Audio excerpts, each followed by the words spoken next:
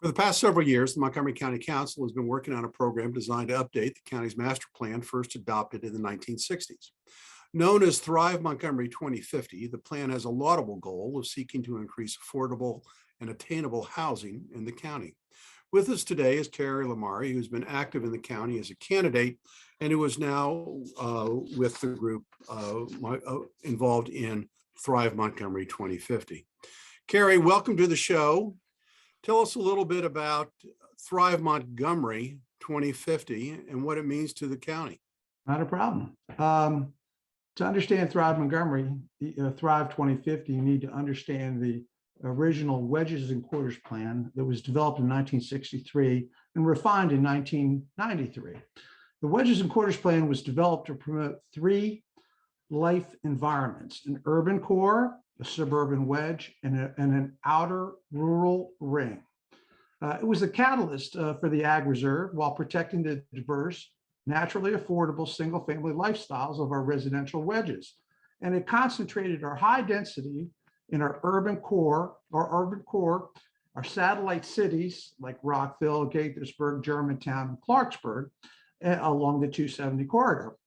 Thrive is a major departure from this concept.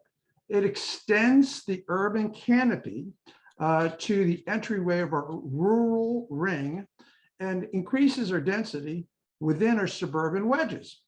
It potentially doubles the density of our county residents.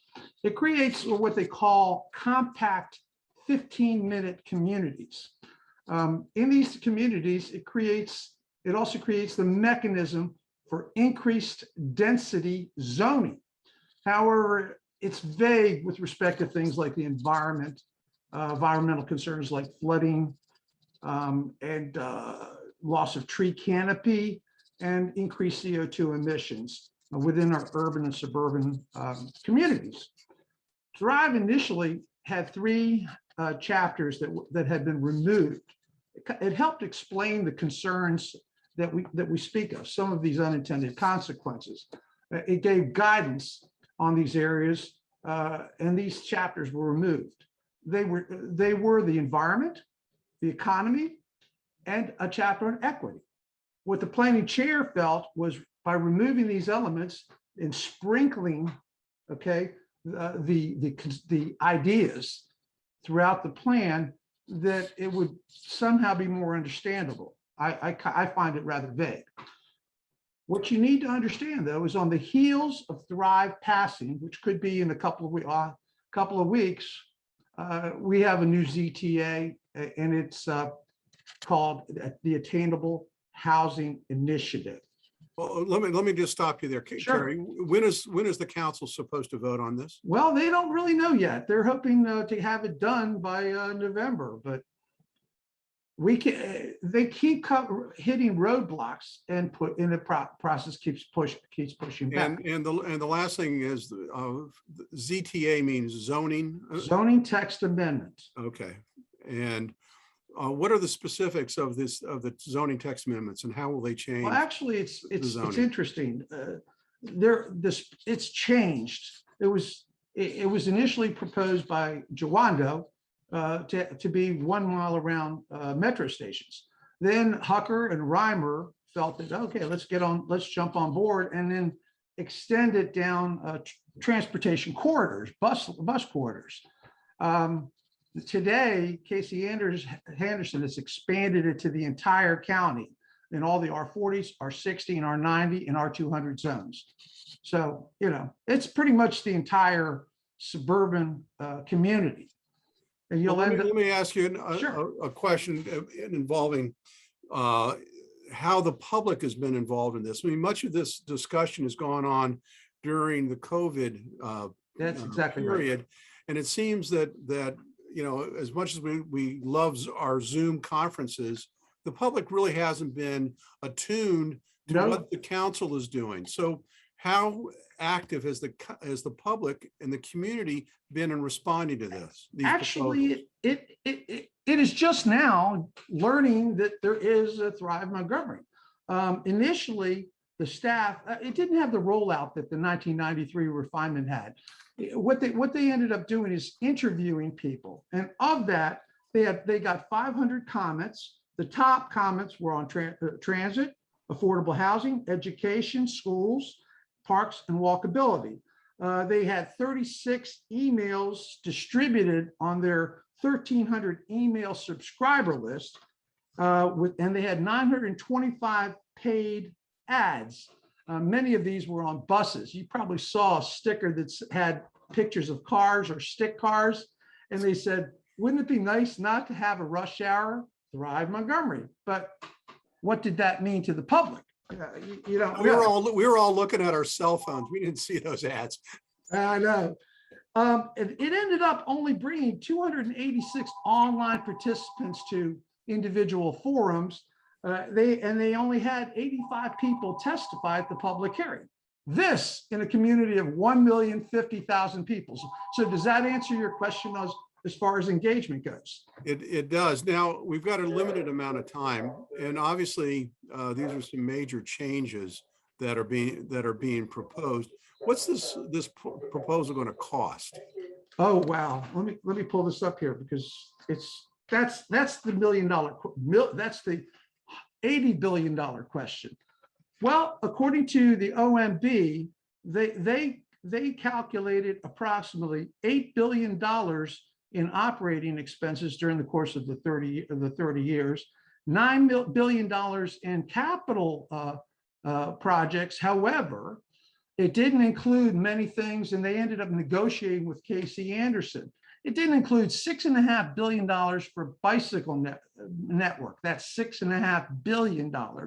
It didn't include the compact communities, which 32 of them, and the smallest one, small community, was $827 million. So realistically, that's about $35 billion. It didn't include. I'm sorry to interrupt you. We only have a minute left in this very important topic. What are the next steps? Before the county council's going to be having a hearing, going to be taking it up. They've already had their hearing. They're going to be taking it up and voting on it. So the public needs to send emails, letters, and phone calls. And then immediately on its heels, you're going to have the Attainable Housing Initiative. The public needs to get involved. It's that simple. And tell us about your organization, how we can get in touch with your Responsible Growth for Montgomery County. RG for MC is our website. On that, you can go to our Facebook page, Responsible Growth for Montgomery County. You can read all about Thrive. You can read all about how this has happened in every community around the country, or a lot of them. Well, Cary, I want to thank you. I know it was a daunting task to talk about this comprehensive plan in just under 8 or 9 minutes, but I want to thank you for being here today with us. My pleasure, sir. Joining us now is our regular panel of Mark Uncapher and Mike Knapp. Mike, first question to you. That's pretty daunting stuff that we just heard from Mr. Lamari. And what has always concerned me when I've heard about Thrive Montgomery 2050 is just how comprehensive this is and how little input that the public has had as an opportunity, even though I understand, lots of emails about public hearings that have been on Zoom, but I just don't feel like people focused on this because of other concerns during the COVID pandemic. And your question is? My question is, isn't this something that the council needs to slow down on and allow the public to catch up to where it is in the process? Well, it's always a difficult piece with land use in Montgomery County anyway, because we've always been kind of divided on the growth versus no growth perspective. And so that always makes it challenging. And oftentimes that's a strategy, is just to slow it down, because then that at least appeases one part of the conversation. We really do need to update our comprehensive plan for the county. And it does set a framework. We're the only people in the only community in the entire region that is still operating off kind of the wedges and corridors plan, which unfortunately has lent itself to a lot of our transportation challenges, because all of our development was north-south and we have very little connectivity east-west as a result of that. And so as we look at this, we've got to come up with a way to begin to address those issues. We've got to come up with a way to look at how we increase our housing supply. The region as a whole has to figure out how to try and do this, and we've got to have a plan that thinks about how to do that better. And so I think we've got to get that on the table. The hard part is, how to get people to pay attention to land use in general. Because to your point, most people, their eyes glaze over. And I chaired the Planning, Housing, and Economic Development Committee for 3 years, and it's hard to get people to show up to engage who just aren't against it. And so I think it's important for us to have the dialogue, but I also think it's important for us to move this forward, because I think our county is stagnating as a result of having an outdated and antiquated plan. But let me get Mark in here, because Mark, there seems to be a lot of controversy over the density issue related to this portion of the plan. And so what are your thoughts on this? Well, I agree. I mean, people are voting with their wallets across the country, and it is not towards higher density. It is towards lower density. One of the other flaws of this plan is its overdependence on public transportation. It does not really address the east-west corridor issue, which is a very significant one. It really doubles down on a strategy of being more dependent on public transportation. Again, that's another one of those areas where people are voting with their wallets, not to be as dependent, not just nationally, but here just in the Washington region. So I think that this is really an out-of-touch plan to the realities of sort of the housing and transportation marketplace that exists today. It's kind of a dream of experts to the way people ought to live, as opposed to what people's preferences actually are. I think to your point early on, Casey, that if there's a reason to slow this down, it's because we've had 2.5 years where we're seeing a significant change in how people are operating. We were clearly moving into a direction where people wanted to be closer, wanted to use more transportation. They're now backing away. We need to figure out what that means and where we want to get to as a community. Yeah, there has. I mean, there's been a sea change in how in all our lives, whether it's in the office sector, the residential sector. I mean, there were huge changes. No better example is the fact that Metro is running at 50% capacity now because of continued safety issues. So these are all concerns.